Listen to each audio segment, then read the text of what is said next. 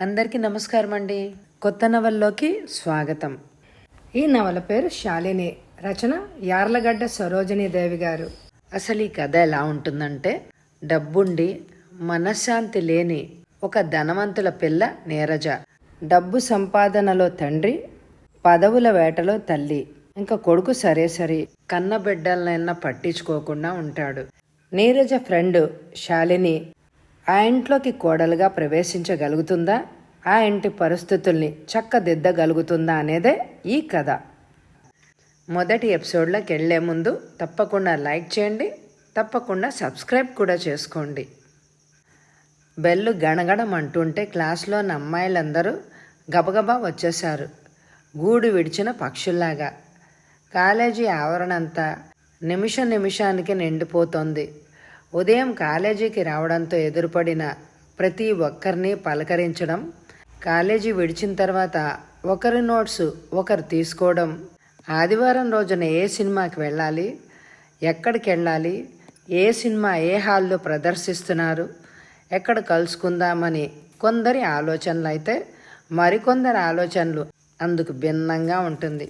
క్లాస్లో history lecturer ఏ అంశం మీద టాపిక్ లేవదీసింది, చెప్పింది ఏంటి, నోట్స్ ఇచ్చిందా అనేది వారు ఒకరినొకరు అడిగి తెలుసుకోవడంలో ఉత్సుకత ప్రదర్శిస్తున్నారు. అలా మాట్లాడుకుంటూనే నెమ్మదిగా నడుస్తున్నారు. వాళ్ళంతా అలా నడుస్తుంటే చూసేందుకు సీతాకోక చిలకల్లాగా ఒక్కసారే తమ రెక్కలు విప్పుకొని తిరుగుతున్నట్టుగా ఉంది చూసేవారికి. వారు వేసుకున్న రకరకాల డ్రెస్సులు చూస్తుంటే ఒకరి ఒంటి మీద ఉన్న రంగు మరొకరి ఒంటి మీద ఉండడం లేదు. ఇన్ని రకాల డ్రెస్సులా అని అనిపిస్తోంది. డబ్బు పలుకుబడి ఉన్నవాళ్ళ వారి అమ్మాయిల కోసం కార్లు వస్తాయి ఇంటికి తీసుకెళ్లేందుకు. మరికొందరికి నెలవారీ బాడుగలు రిక్షాలు వస్తాయి. మరికొందరు అప్పటికప్పుడే బాడుగ మాట్లాడుకొని ఇంటికి వెళ్తారు. మరికొందరు సాయంత్రం వేళ చల్లగాను ఆహ్లాదంగా ఉంటుందని నడిచే వెళ్తారు. మరికొందరు కార్లు ఉన్న అమ్మాయిలతో స్నేహం చేస్తారు, వారు లిఫ్ట్ ఇస్తారని. అలా నడుస్తున్న శాలిని భుజం మీద చెయ్యి పడి భుజాన్ని నొక్కి పట్టడంతో వెనక్కి తిరిగి చూసింది. వెనకగా నీరజ నిలబడి ఉంది. నా రూమ్కి వస్తానని వారం రోజుల నుంచి చెప్తూనే ఉన్నావు, వెళ్ళిపోతున్నావు ఏంటి, కదా కమామిషు అని అడిగింది. కదా లేదు, కమామిషు లేదు. రాముని అడిగి నోట్స్ తీసుకున్నాను. రేపు కాలేజీకి వచ్చేటప్పుడు ఇచ్చేయాలి అన్న షరతుతో త్వరగా ఇంటికెళ్ళాలి అంది శాలిని నవ్వుతూ. నువ్వు ఎంతసేపు రాస్తావే, నువ్వు అసలే పుస్తకాల పొరుగువు. ఈవేళ నువ్వు నా రూమ్కి రావాల్సిందే.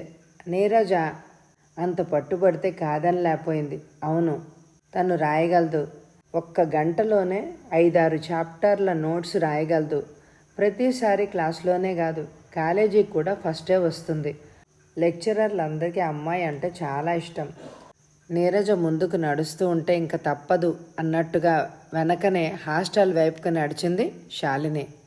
అలా కొంత దూరం నడిచి విశాలమైన హాల్లోంచి ఇరువైపులా ఉన్న మెట్లను ఒకవైపు నుంచి ఎక్కి అప్స్టేర్లో ఉన్న రూమ్కి తాళం తీసి లోపలికి అడుగుపెట్టారు వాళ్ళిద్దరూ. పుస్తకాలను హ్యాండ్ బ్యాగ్ని టేబుల్ మీద ఉంచి 2 కుర్చీల్లో ఓ కుర్చీలో తాను కూర్చుని మరో కుర్చీని చూపించింది కూర్చోమని. ఆ కుర్చీలో కూర్చుంటూనే ఆ రూమ్ని పరిశీలన చేసింది.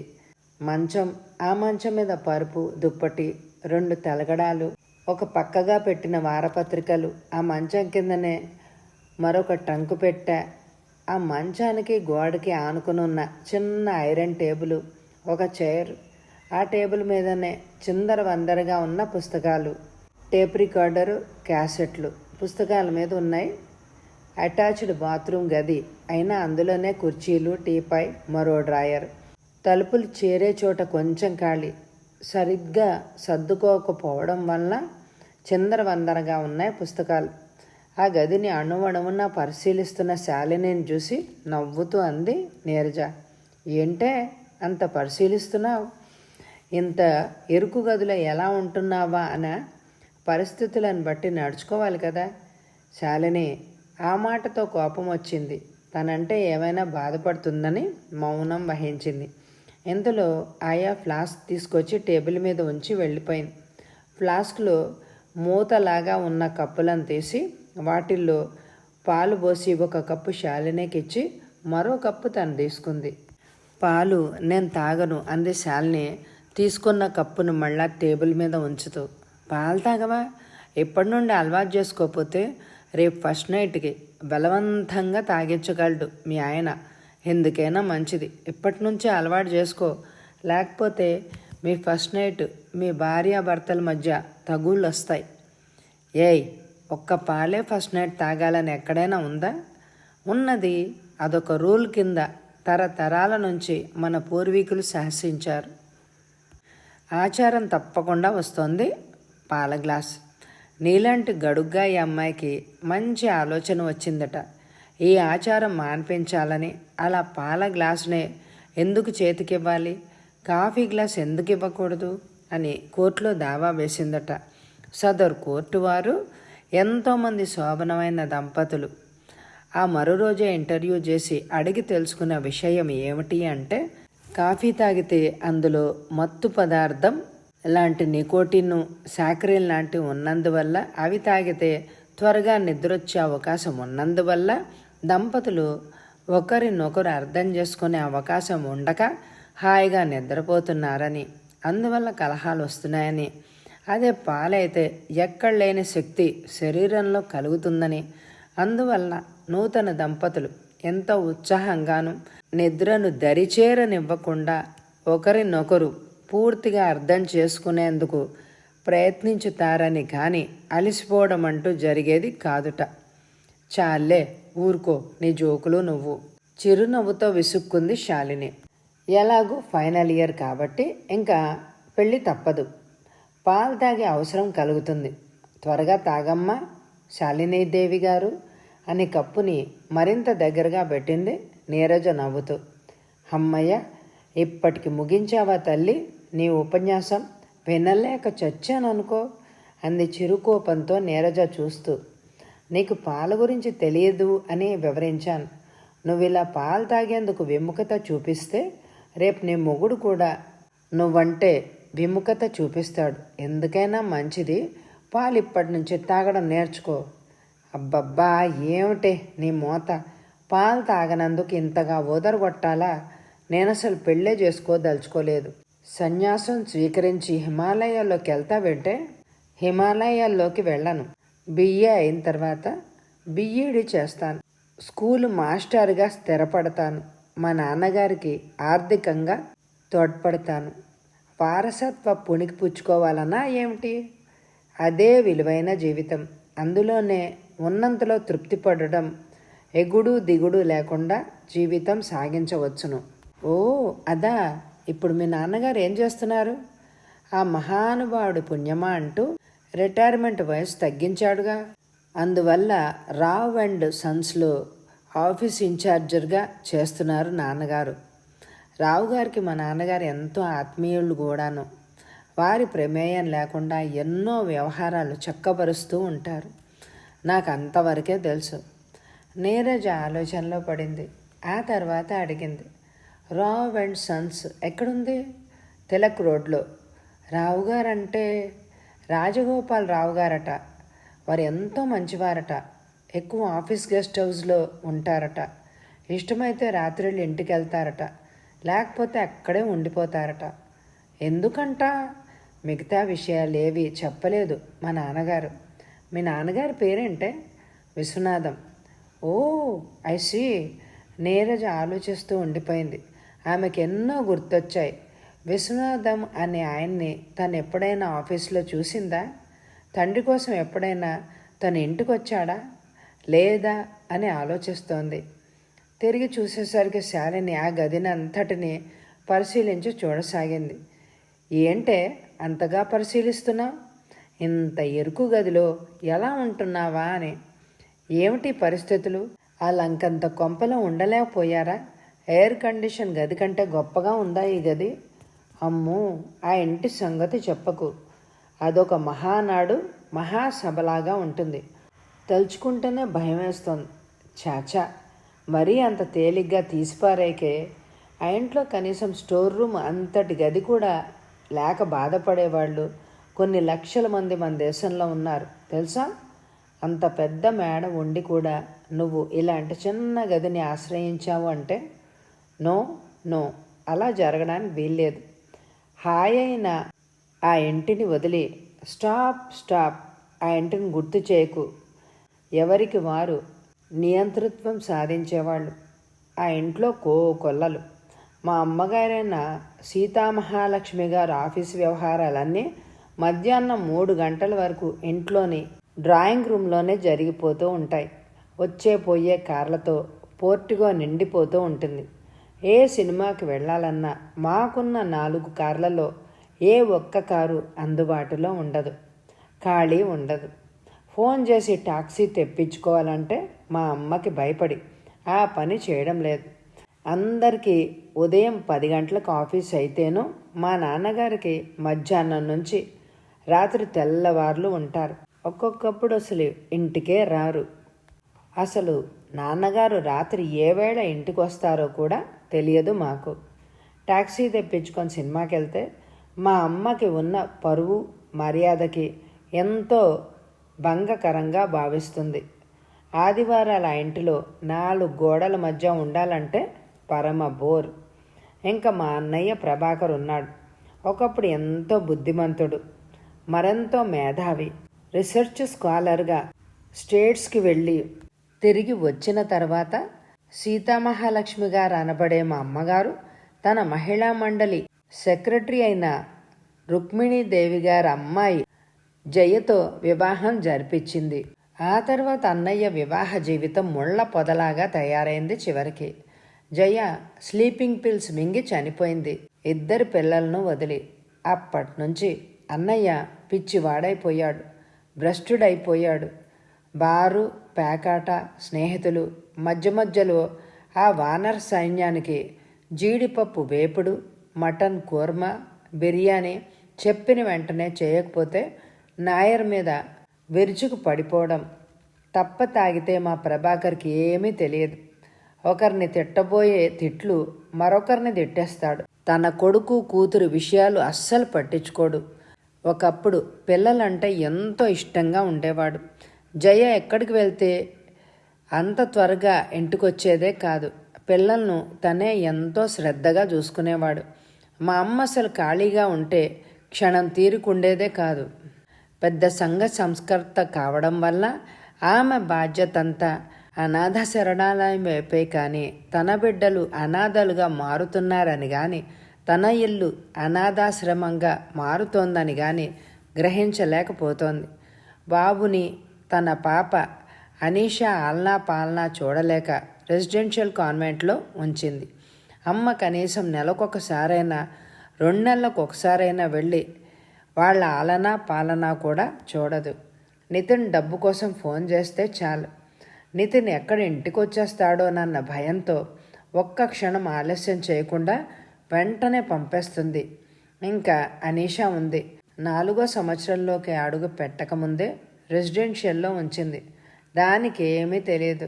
తల్లి ఒడిలోని వెచ్చదనాన్ని అనుభవించవలసిన పిల్ల చివరికి వేళకింత ఆహారం ఇచ్చి వాళ్ళనే స్నానం చేసి రమ్మని, వాళ్ళనే తలదువ్వుకోమని చెప్పి డబ్బులు తీసుకుంటున్నాము అనే భయంతోనూ మరికొంత మా అమ్మ నోటికి జడిసి చూస్తున్నారే కానీ అసలు ప్రేమ ఉండే కాదు. రెసిడెన్షియల్ స్కూల్కని అప్పుడప్పుడు చందాలు వసూలు చేసి ఇవ్వదేమోనన్న భయం వల్లనూ కూడా వార్డెన్ ఉంది. దానిదెప్పుడు నిద్రమొహమే తప్ప నవ్వు మొహం చూడం.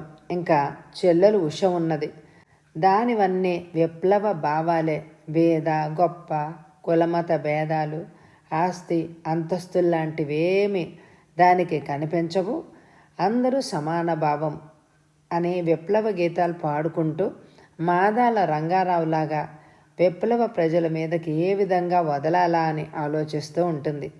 శ్రీశ్రీ గారిలాగా ఏ కోణంలోంచి విప్లవ గీతం రాసి ప్రజల మీదకు వదిలి వారిలో చైతన్యం తీసుకురావాలా అన్న ఆలోచనలో 10th కూడా గట్టెక్కలేక చివరికి మా అమ్మ పుణ్యమా అంటూ 10th గట్టెక్కి ఇంటర్లో చేరింది. అలాంటి వాతావరణంలో నా చదువు ఎలా సాగుతుంది? నేను బాగా చదువుకుని స్టేట్స్కి వెళ్ళాలని. అందుకే ఆ ఇంట్లో ఉండలేక వచ్చి హాస్టల్లో ఉంటున్నాను. నాకు ఇక్కడ హాయిగా ప్రశాంతంగా ఉంది. చెప్పడం ముగించి తేలిగ్గా నెట్టూర్పు విడిచింది నీరజ. జయ ఎలా చనిపోయింది అని అడిగింది శాలిని. నాకైతే ఏం తెలీదు. అన్నయ్య అంటే అస్సలు లెక్క చేసేదే కాదు. పెళ్ళైనప్పటి నుంచి వాళ్ళిద్దరికీ పడేదే కాదు. మరి ఎందుకు పెళ్లి చేసుకున్నారో నాకైతే తెలియదు. ఎక్కువ రోజులు పుట్టింట్లోనే గడిపేది. అన్నయ్య అక్కడికి అసలు వెళ్ళేవాడే కాదు. ఒకరోజు ఉదయం వదిన చనిపోయింది అన్న వార్త రావడంతో అందరం వెళ్ళాం. ఎందుకు చనిపోయిందో, దానికి కారణం ఏమిటో వివరాలు నాకైతే ఏమీ తెలియవు. అప్పటి నుంచే ప్రభు అన్నయ్య అలా మారిపోవడానికి కారణం. నీరజ చెప్పడం ఆపింది బాధ కలగడంతో. అంతవరకు ఉత్సాహంగాను గబగబా గలగల మాట్లాడిన నీరజ చివరికి వచ్చేసరికి చాలా నెమ్మది అయ్యేసరికి శాలిని ఏమీ మాట్లాడలేకపోయింది. మౌనంగా ఉండిపోయింది. ఏమిటేమిటో చెప్పి నేను నిన్ను బాధ పెట్టాను అనుకుంటున్నానే. అయిందేదో అయిపోయిందని సరిపెట్టుకోవడం కాదు. అందరూ మానసికంగా బాధపడుతున్నాం. నా లక్ష్యం ఒకటే. నేను అనుకున్న లక్ష్యం నా రమేష్ని చేరుకోవడం. రమేష్ అంటే అదే తర్వాత అదేం కాదే, సమయం వచ్చినప్పుడు చెప్తాలే. అవన్నీ ఎందుకంటూనే అన్నీ చెప్పేస్తున్నావు. ఇంకా ఆ టాపిక్ వదిలేసి మనం చదువుల విషయంలోకి వద్దాం. మీ క్లాస్ మేడం ఏమంటోంది? అందరినీ బాగా వాయిస్తోందా? అడిగింది నీరజ తమాయించుకొని. ఆ బద్ధకంతో నిద్ర మంచం మీద నుంచి లేవలేక కాలేజీకి ఆలస్యంగా వచ్చే వాళ్ళకి మాత్రం వార్నింగ్ ఇస్తోంది. ఇప్పుడు ఏ మాత్రం ఎవరి విషయంలోనూ దయా ధర్మం చూపించట్లేదు. వరుస పెట్టేస్తోంది అందరు. నేను సావిత్రి మేడం అంటే చాలా స్ట్రిక్ట్గా ఫాలో అవ్వడం. ఆమెకు మించిన లెక్చరర్ మరొకరు లేరు. ఆమె దాటికి ఎవ్వరు తట్టుకోలేకపోతున్నారు. అయినా విద్యార్థుల భవిష్యత్తు కోసమేగా. వారికి వచ్చే జీతం వాళ్ళకే వస్తుంది. అవును అనుకో, అందరూ సావిత్రి మేడంలాగా ఉంటే బాగుంటుంది కదా. అందరూ చదివే పిల్లలే ఉంటారు. పోస్ట్ గ్రాడ్యుయేషన్ కూడా వచ్చిందంటే అందరూ కృషి చేయడం వల్లనే కదా. క్రమశిక్షణ గల కాలేజీగా పేరు అంటూ శాలిని వాచి చూసుకుని కుర్చీలోంచి లేచింది. స్నేహితురాల్ని సాగనంపేందుకు మెట్ల వరకు వచ్చింది. శాలిని బయటకు వచ్చి పేవ్మెంట్ మీద నడుస్తూ ఒక్కసారి తన కాలేజీ సీటు విషయంలో ప్రిన్సిపాల్ గారికి తనకి మధ్య జరిగిన తర్జన భర్జన తను తట్టుకోలేక నీరజతో చెప్పింది. ఇంకేమీ ఆలోచించకుండా తన తల్లి దగ్గరకు శాలిని తీసుకెళ్ళింది. విషయం విన్న సీతామహాలక్ష్మి గారు కాలేజీకి ఫోన్ చేసి విషయం వివరంగా తెలుసుకుంది. 10th నీకు మంచి మార్కులు వచ్చాయట కదా, అందువలన బైపీసీ తీసుకోమని ప్రిన్సిపల్ గారి కోరిక. నువ్వేమో హెచ్ఈసీలో చేరాలి అని అనుకోవడం, ఎంత మంచి మార్కులు రావడం అంటే విశేషం. పోనీ నువ్వు బైపీసీ తీసుకొని మెడిసిన్కి వెళ్ళొచ్చుగా అని అడిగింది. మెడిసిన్ చదివే స్తోమత మాకు లేదు. హెచ్ఈసీ తీసుకుంటే బీఏకి వెళ్ళొచ్చును, ఆ తర్వాత బీఈడీకి కూడా వెళ్ళొచ్చు. శాలిని అభిప్రాయాన్ని విన్న సీతామహాలక్ష్మి ఎంతోసేపు ఆలోచించి చివరికి ఆ ప్రిన్సిపల్ని ఒప్పించి చివరికి శాలిని కోరిన విధంగా చేయడానికి అంగీకరించేటట్టు చేయగలిగింది. అప్పటి నుంచి తరచూ కాకపోయినా అప్పుడప్పుడు నీరజ రమ్మంటే వాళ్ళ ఇంటికి వెళ్ళడం, ఆ ఇంట్లో జరిగే ఏ ఫంక్షన్కైనా సరే నీరజ తనను లాక్కెళ్ళేది.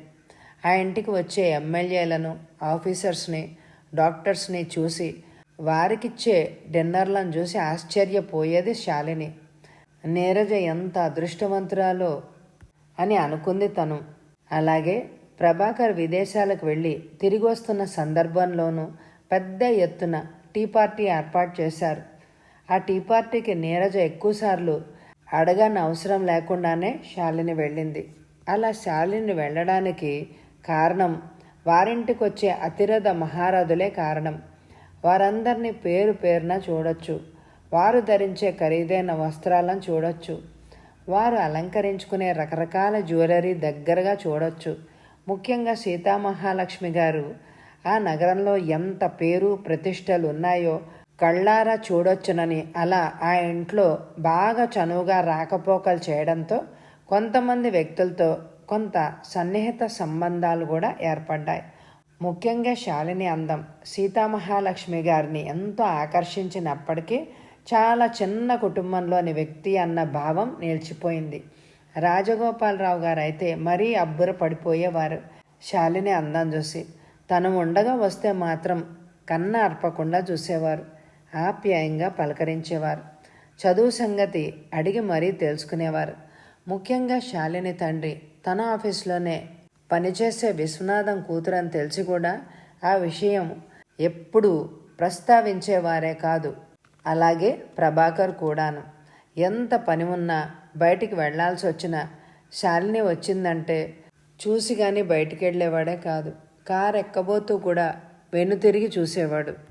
అలా అందరిలో అంతటి ప్రముఖ స్థానం ఆక్రమించుకున్న శాలిని అంటే అందరికీ అంతో ఎంతో అభిమానం ఏర్పడిపోయింది.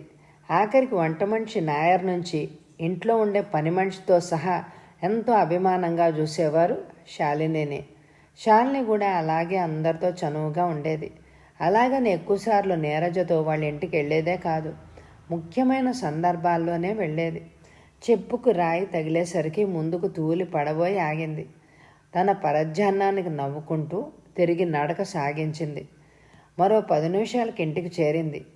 ఏమిటి ఇంత ఆలస్యమైంది అని అడిగింది సౌభాగ్యమ్మ. శాలిని కాలేజీ వదిలిపెట్టడం, నేరుగా ఇంటికి రావడం అంతా కలిసి 15 నిమిషాల కంటే ఎక్కువ తీసుకోదు టైం. అలాంటిది గంట గడిచినా రాకపోవడంతో అప్పటికి 2 సార్లు వీధి గుమ్మంలోకి వచ్చి చూసింది. కానీ శాలిని జాడ కనిపించకపోవడంతో బాధపడింది. కాలేజీలో చేరినప్పటి నుంచి ఏదైనా వార్షికోత్సవం కానీ, స్పోర్ట్స్ డే అని, సెలబ్రేట్ అని ఆలస్యంగా ఇంటికి వస్తానని చెప్పి వెళ్ళేది తల్లికి. అలా చెప్తే తన కోసం ఎదురు చూడకుండా ఉంటుందని. ఈ రోజున అనుకోకుండా నీరజ కలవడం, తనను తీసుకువెళ్లడంతో ఆలస్యం అయింది. అంచేత తల్లి ప్రశ్నకి క్లుప్తంగా వివరించింది శాలిని. అదేంటే ఆ అమ్మాయి హాస్టల్లో ఉండడం, అంత పెద్ద మేడ, తను చదువుకోవడానికి ఒక గది కూడా దొరకలేదా? విస్తుపోయింది ఆవిడ. మనకు అలాగే అనిపిస్తుందమ్మా. వాళ్ళ మనసులో ఏమున్నాయో, ఉన్నవాళ్ళకి అన్నీ సమస్యలే, లేని వాళ్ళకి ఏ సమస్యలు లేవు అంటూ నవ్వింది శాలిని. సౌభాగ్యం ఆలోచనలో పడింది. ఆ ఇంటిని గురించి, ఆ ఇంటిలోని మనుషులందరినీ గురించి రకరకాల కథలు విన్నది. అందులో ఇదొక కథ అయి ఉంటుంది అని అనుకుంది. మా ఇంటికి వెళ్దాం, వస్తావా శాలిని అడిగింది ఆ సాయంత్రం ఒక అవర్ బయటకు వచ్చేసిన నీరజ. క్లాస్ లెక్చరర్ రాలేదని అంతకుముందే బయటకొచ్చి గార్డెన్లో కూర్చుని రాసుకుంటున్న శాలిని దగ్గరికి వచ్చి, ఆదివారమేగా ఖాళీ, ఆ రోజున ఎన్ని పనులుంటాయో తెలుసా? నీకేం పనులుంటాయే? అన్నిటికీ మీ అమ్మ ఉన్నది, నీ ఆలన పాలన చూసేందుకు, అన్నీ సమకూర్చేందుకు మూతి బిగించి మరీ అన్నది. నీకు మాత్రం లేదా అమ్మ? ఎదురు ప్రశ్నించింది శాలిని. ఎందుకుండదు? ఊరి మీద పెత్తనం మినహా ఇంట్లో పనులు చూసేందుకు మా అమ్మకి అసలు తీరిక ఎక్కడుంది? నేను హాస్టల్లో ఉండే కారణం ఏమిటో తెలిస్తే నువ్వు ఆశ్చర్యపోతావు అంటూ పక్కపక్క నవ్వింది. అదేమిటి? మా అమ్మ కోసం వచ్చే వృద్ధ నారీమణులు వారి ప్రేలాపనలు ఎలా ఉంటాయి అంటే, మీ అమ్మాయికి ఈ లగ్నాలలో వివాహం చేస్తారా అని, ఏదైనా సంబంధం సెటిల్ అయిందా అని కానీ, లేట్ అయితే మా తమ్ముడు ఉన్నాడు నేవీలో కెప్టెన్ అని, మా బావగారు అబ్బాయి పైలట్ అని, ఢిల్లీలో ఉన్నాడని, మా అబ్బాయి ఎలక్ట్రానిక్ ఇంజనీర్గా స్టేట్స్లో జాబ్ చేస్తున్నాడని, ఇలా మా అమ్మ అడగకుండానే సంబంధాల జాబితా తయారు చేసేవారు. మా అమ్మ గనక మాట్లాడకపోతే, అమెరికాలో ఉంటున్నాడు, నీ మేనల్లుడికే చేస్తారా అని అడిగేసరికి అంతవరకు మౌనంగా ఉన్న మా అమ్మ అపర కాళికాంబలాగా విజృంభించేది. వాడికెందుకు చేస్తాం? గతి లేక స్కాలర్షిప్ మీద చదివిన వాడికి చేయవలసిన అవసరం ఏమీ మాకు లేదు. మా అంతస్తుకు సరిపడ సంబంధం చూసుకుంటాం. కానీ ఇప్పుడు మీరు చెప్పారే, వారి ఆస్తిపాస్తులు, వారి నాన్నగారు ఏమైనా ఎంపీయా, లేక గెస్టెడ్ ఆఫీసరా, లేక ఏదైనా ఇండస్ట్రీలు కానీ ఎస్టేట్లు కానీ ఉన్నాయా? ఒక రోజున సావకాశంగా కూర్చుని మాట్లాడుకుందాం అనేది. నిజంగా మా అమ్మ మా అత్త కొడుకుని అంత తేలిగ్గా మాట్లాడుతుంటే నాకెంతో బాధ కలిగేది.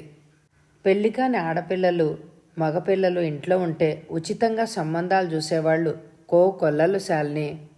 మరి వచ్చే ఎపిసోడ్లో నీరజకి ఎవరితో పెళ్ళవుతుంది, సీతామహాలక్ష్మి గారి అంతస్తుకు తగ్గట్టుగా అవుతుందా అవదా, ఇవన్నీ తెలియాలంటే ఈ ఎపిసోడ్కి లైక్ చేయండి. వచ్చే ఎపిసోడ్లో విందాం. అలాగే ఎండ్ స్క్రీన్లో ఇదివరకు చదివిన నవలలుంటాయి, వినండి. ఎవరైనా సబ్స్క్రైబ్ చేసుకోకపోతే తప్పకుండా సబ్స్క్రైబ్ చేసుకోండి. Thank you very much my dear friends.